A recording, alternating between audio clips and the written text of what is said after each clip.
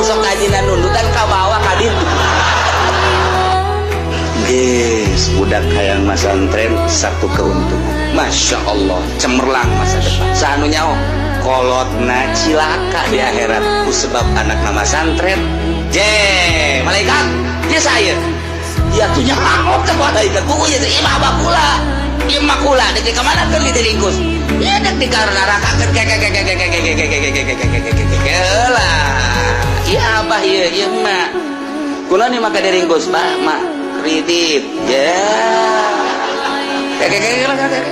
kela cek malaikat aja sih sa kula anakna paling bisa tegerkipan kula mas santri di pasantren ku abah nuaca kula bisa maca Quran ngartikeun Quran ieu tenang sabab yang nggak biayaan mah jeung abah sedangkeun cakang jeung nabi jelema nu masantrenkeun anak kama yuqatilu payuk